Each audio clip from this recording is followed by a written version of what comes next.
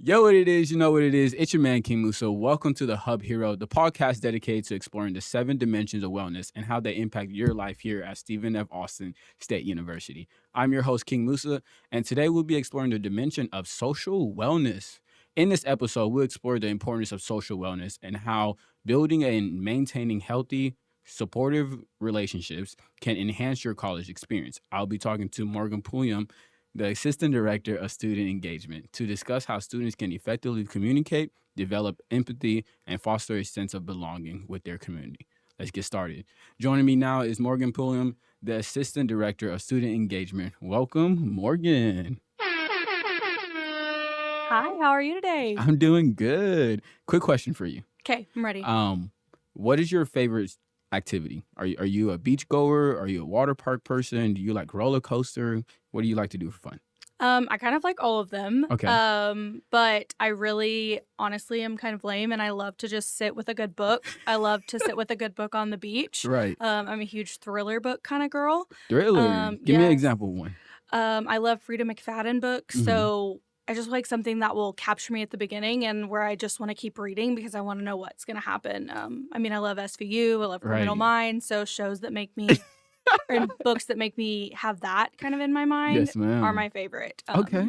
Yeah. There's nothing wrong with that. I haven't gotten to books like that. I'm more like a self-help book type person, but That's fair. yeah. Those are good too. Yes, ma'am. Let's go ahead and dive in then. How do you define social wellness and why is it important for students? I would define social wellness as a way for students to meet people from different backgrounds, different places, who all have all these different experiences, and then help students kind of gain those employable skills that you would say for their future careers or just in life. So trust, empathy, conflict management, conflict resolution, and a way to find those like-minded individuals at school so that, I know you kind of touched on it, but that sense of belonging, so that they're more connected to the university, but they're also growing and becoming well-rounded individuals for the future. Yes, ma'am. You want to know something crazy? When I first got to school in 2019 was my first semester. Then COVID hit and we had to leave. But my perspective for school during that time was college is all about networking. Yes. College is all about Now, I did a little too much networking more than I did the academic part. But it really brought in an aspect to the whole college experience. It's who you know and not always what you know. It's also, I had a mentor that used to tell me that it's not always who you know or what you know, but it's who knows you. And so even people think that Stephen F. Austin, we're in Nacogdoches and it's really not that big and not a lot of people know you. There are so many, like the reason I went to grad school where I did was because of people that went to there that I knew from SFA. Or just that's so many people I meet along the way are from SFA or have a relation to Nacogdoches or Lumberjacks. And so it truly is about who knows you in your future. And it is all about networking. That is true. I've met a lot of people in this industry in Houston that have a degree from SFA. And I was like, oh, I guess it's time for me to go back then. Yeah. Yes, ma'am. Why is fostering a sense of belonging crucial in a university setting?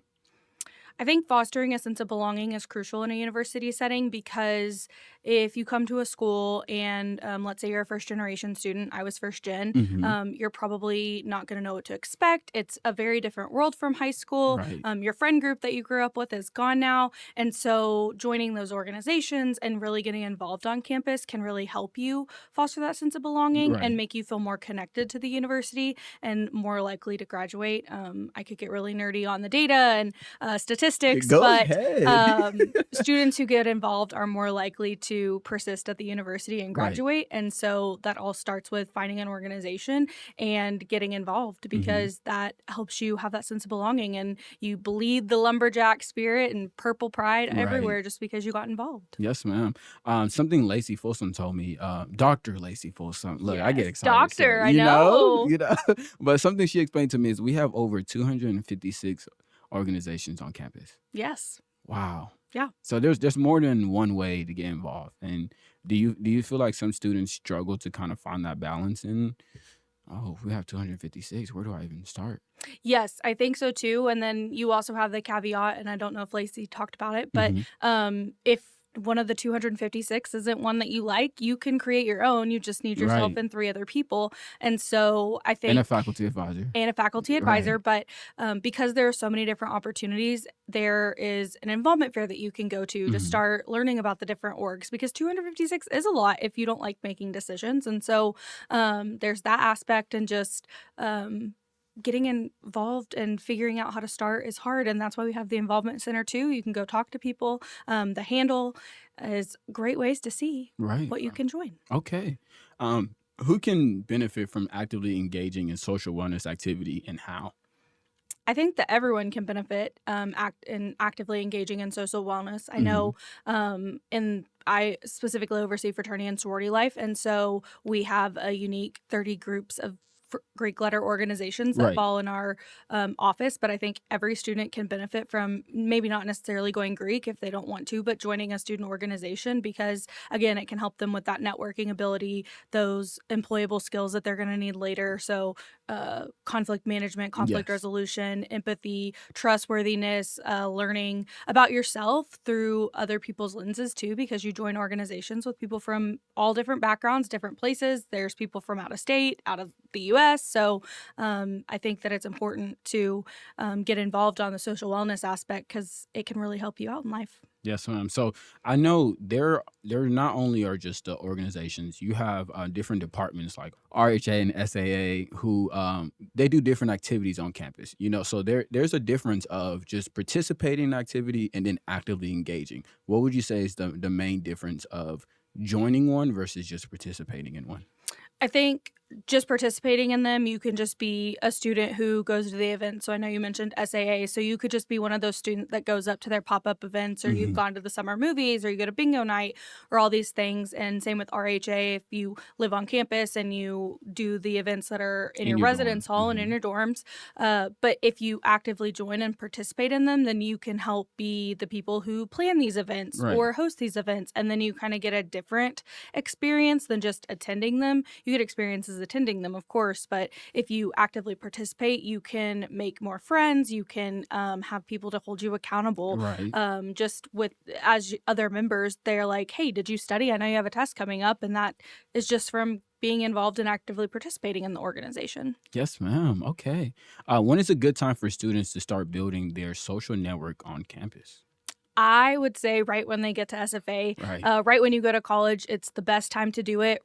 It's the best time to meet new people and Hmm. how you can kind of get used to the university. Obviously, it's very different from college or high school, and you maybe don't know where your classes are. And Yeah. so, if you find an organization to get involved in, you can do that, or even different departments on campus that you can get involved in.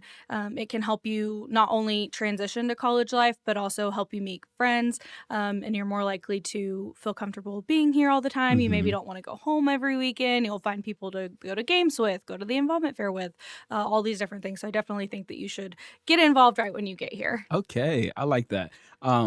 Something that Dr. Folsom kind of brought to life was there's this nervousness or this sense of fear of getting out there.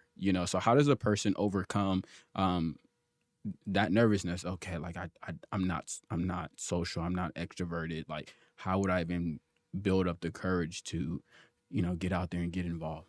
Yeah, I think COVID probably played a big role in that, and Hmm. we all. I'm guilty of it too. I'm a millennial, so I'm going to age myself a little bit. But I think we're all so used to being behind screens that Hmm. it's so much easier to have a conversation when you're not face to face. And so it is scary going and meeting new people and putting yourself out there. And so starting small, I think, is a great way to do that. And maybe you don't want to go to a big SAA event where there's going to be 250 people, Yeah. but you find one of the smaller events to go to, or you go to an event within your major that is more maybe people that are also similar to you who are shy or don't really want to get out there, but find something that can work for you and just kind of take baby steps and work towards it. Okay. Even just a small study group in your classes, things like that, and then work your way up into what you feel comfortable doing, but Right. also to where you are kind of stepping out of your comfort zone to get involved and do different things than Yes. just what you're always doing, because you can't grow in comfort, and so you have to kind of step out of that comfort zone. And she said it right there. Yeah, you can't grow in comfort. And I think when you mentioned the baby steps, I think that really brings a bigger aspect to it. And all you have to do is start somewhere. If you don't start, you'll never get started. Um, where can students find opportunities to connect with others and build supportive relationships at SFA? I think there's a lot to encompass that question. Right. I know specifically if people are looking for Greek life, they can join the fraternity and sorority community. Hmm. A lot of all of our organizations right now, we're starting the recruiting process, Hmm. and so that's a great way to. And then they can also go to weeks of welcome events, so that's a great way just to start getting out there. There are Okay. a ton of weeks of welcome events on the calendar. Student Activities Association is hosting a lot. Obviously, the WOW Hmm. program is hosting a lot. And so there's a lot of ways to just kind of start when you first get there. During move-in weekend, there is an event after dark at Yeah. the rec. And so that'll be the first Saturday that people have moved in. And so they can go to that and start, just seeing campus, getting involved, finding different things. Okay. Did I Well, answer that? okay. So yes, but now I actually want to dive into what is Greek life Oh, yeah. and why would somebody get involved? Yes. So Greek life is a different type of student organization. Obviously, Hmm. it's still a student organization, but these are organizations that have historical context of why they were created. Historically, there were not 256 student Yeah. organizations on campuses, and Greek organizations were the only thing that people could get involved in. And so they started out as academic groups and just kind of grew from that in their social organizations. So you still get that social component, Yeah. but they are all about brotherhood and sisterhood, and they were all founded on different values. Hmm. And they still give you those leadership development opportunities and network opportunities. And so it's a great way, just a different type of way to get involved. And they're, like I said, we have almost 30, and they all have different reasons why they were created, and they all are great in their own ways Yeah. and have different reasonings and different people that want to join them. And it's a great way to find like-minded individuals or join an organization that has similar values to you Hmm. and people that have similar values to you, so that you can again have that additional support system and comfort. And to get involved in that, you just currently right now Panhellenic recruitment is open, and Interfraternity Council IFC is open, and then we have two more councils: the Multicultural Greek Council Hmm. and National Panhellenic Council, so MPHC. They will start doing intake in the fall, Okay. and their Instagrams will always post if they have interest meetings, and they all have a weeks of welcome event. So if you're interested in joining any of those councils, they will all have weeks of welcome events for you to learn more about them. But they're just a different type of student org. Okay. Now we need to debunk some myths, right? Okay, yeah. Please. So some people have the opinion that Greek life is all about partying, like just going to parties and just a social club and everything else like that. So explain that part one. And then I know you mentioned that they have the tabling and everything else like that. Some people feel like it's only about discretion, like the Greek organization has to pick you for you to join. So that's a lot to debunk. I'm Okay, so sorry. first we'll start. No, it's okay. We'll start with parties. Yes, I know all of social media and all the old movies like Animal House and whatever other movies, the show Greek, Right. all of that. I know it always shows partying, or House Bunny too, even. But our Greeks here, obviously I cannot speak for Greeks everywhere, but I Yeah. can speak on our Greeks here. They all are so big on service and brotherhood and sisterhood. Hmm. Last year they did over 100,000 service hours from the literally like summer to this past spring. Yeah. So they do tremendous amount of service. They raise thousands of dollars for their national philanthropies that encompass so many different companies. Hmm. They all participate in the big event and MLK Day of Service. They are always willing to give back to the SFA community. And so that is a huge component. And if you look on all of their websites and even on the FSL website here, service is one of the 5 values that we have. So Okay. that is something really big. So yes, in social media and everything, they do show partying all the time, but our Right. Greeks are so much more than that. They do study nights, and then individual brotherhoods and sisterhoods as well. Obviously, it is college, and so Right. students are going to have fun. And so that does happen sometimes, but not just in Greek life.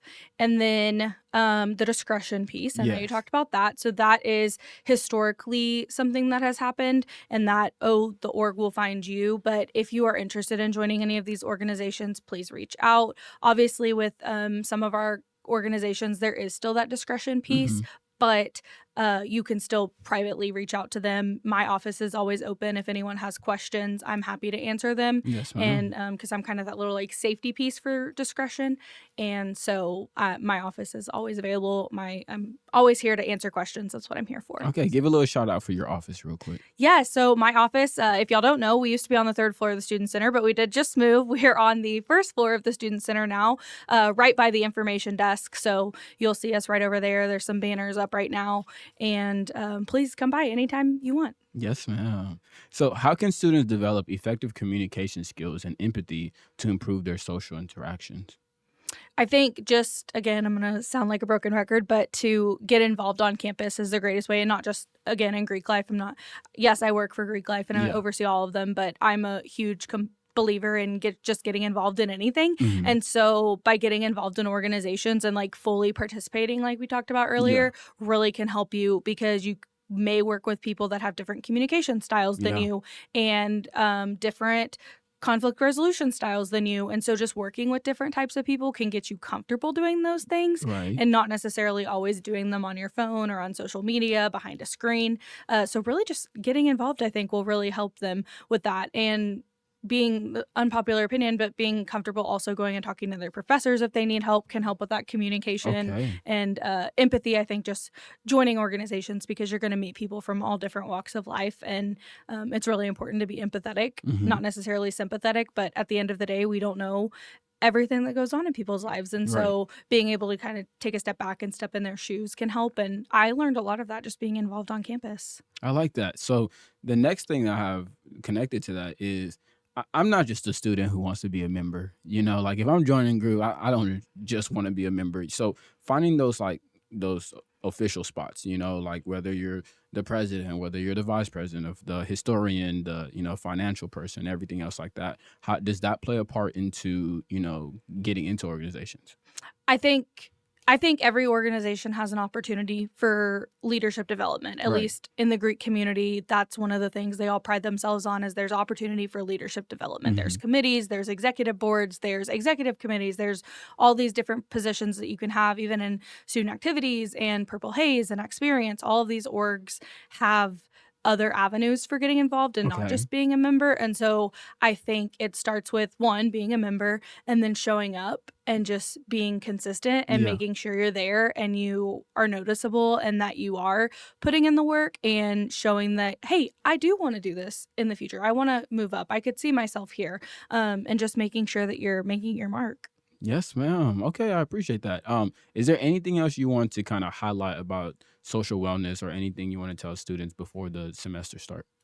I think I know I've said it a lot, but just get involved and make the most of your college experience. Mhm. SFA and college is what you're going to make of it. And I can sit here all day long and say how great SFA is as an Right. alum. I love it. But you get what you put into it. And so just make your mark and find what fits your personality and your values and Right. what you want to do with your life and find that and make the most of it because you only get to do college once. And so no matter how long it takes, you get to do it once. And Right. so get involved and find those friends no matter what organization it is. And I So- mean, of course, go Greek. But Yeah, definitely. sorry, that was the plug I had to do. Look, I don't blame you. Definitely, I appreciate all those advice. And college is what you make it. Thank you, Ms. Morgan, for sharing your insight for social wellness and how students can cultivate a supportive and connected community. That wraps up today's episode of The Hub Hero. Remember, social wellness is all about creating meaningful connections and building supportive community. Don't hesitate to get involved and take advantage of the resources available to you here at SFA. Subscribe to our podcast for more insight into the various dimensions of wellness and your weekly wellness guide. Connect with us on social medias to share your experience and thoughts. Until next time, keep connecting and building your community.